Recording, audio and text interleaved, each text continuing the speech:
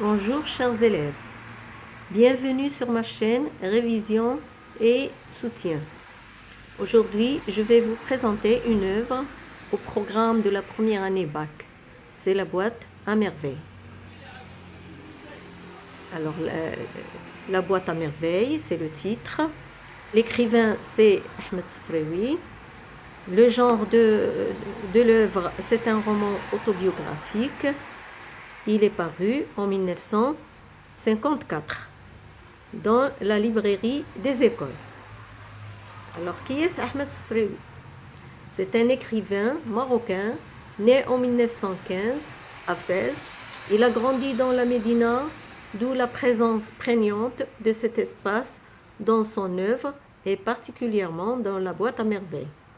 Ses parents sont d'origine berbère et son père était meunier. Ahmed Sefraoui a été, comme la majorité des enfants de son âge et de son époque, à l'école coranique. Les souvenirs d'Ufki et de ses méthodes particulièrement violentes à l'égard des enfants sont vivaces dans son œuvre. Il aura aussi l'occasion de fréquenter l'école française puis le collège de Fès. Plus tard, il assurera des fonctions dans la gestion et la protection du patrimoine de la ville de Fès, puis aura la direction du tourisme à Rabat. Il est mort mercredi 25 février à 6 h du matin à l'âge de 80 ans.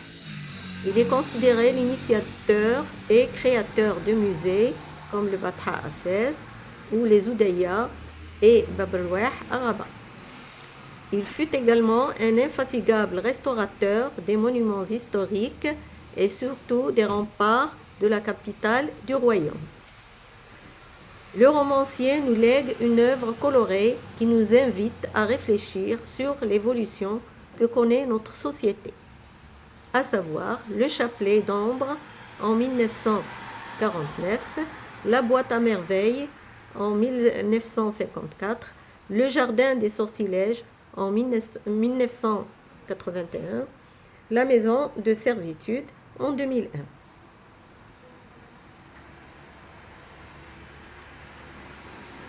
Quel est le schéma narratif de l'œuvre? On commence par l'état initial.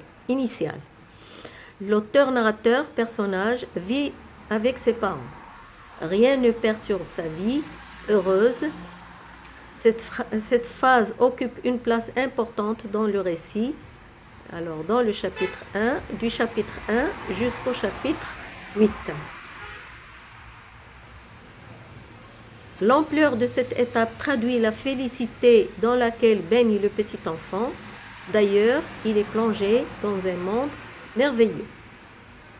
Deuxième étape, c'est l'élément perturbateur.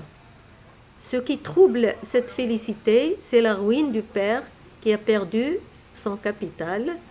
L'argent qu'il portait sur lui est tombé quelque part dans un souk. Les péripéties. Le voyage du père à la campagne, où il exerce un travail pénible afin de pouvoir amasser de l'argent nécessaire pour se rétablir dans son atelier. Alors, c'est dans le chapitre 8, 9, 10 et 11. Le congé accordé au petit qui ne va pas à l'école coranique à cause de sa faiblesse.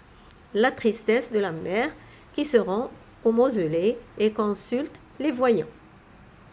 Le dénouement, le retour du père et la situation finale, le retour de l'équilibre, le bonheur, la réouverture par le petit de sa boîte à merveille.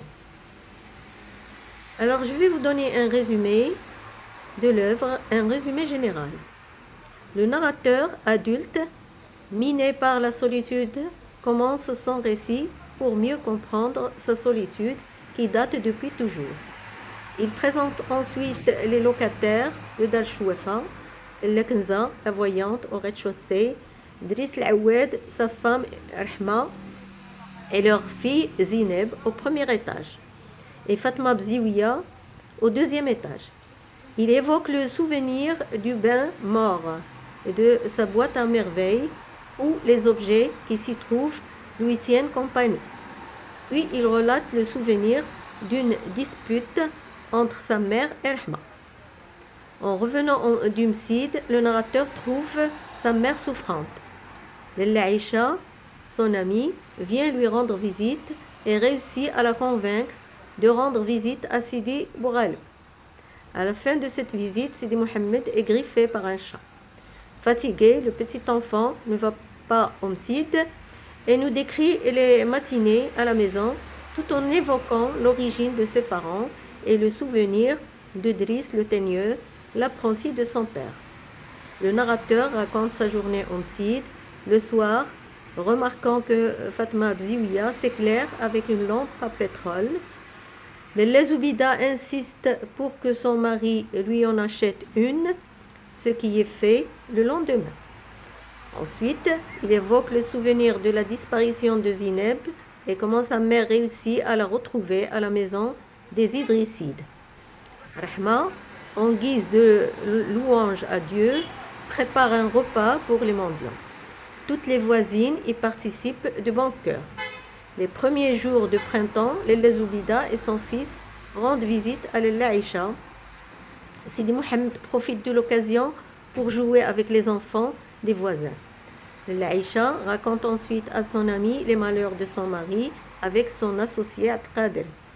Le lendemain, la mère rapporte ce récit malheureux à son mari.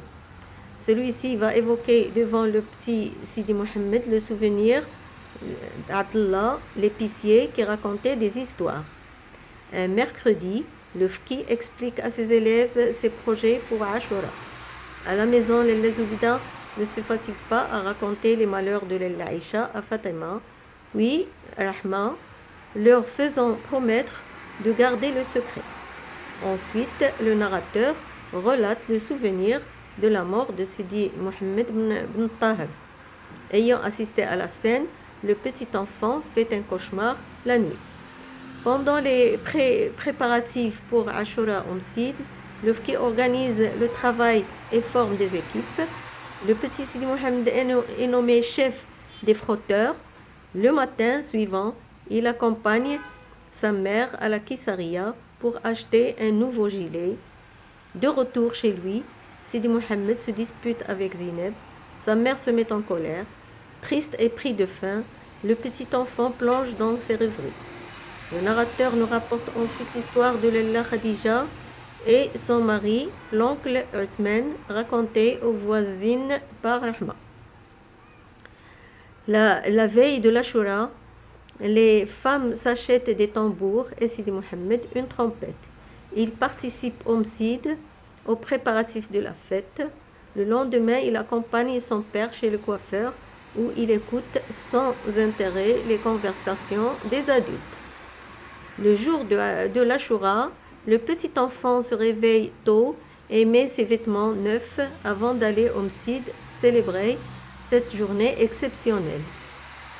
Après le repas, Lella Aïcha vient rendre visite à la famille du narrateur.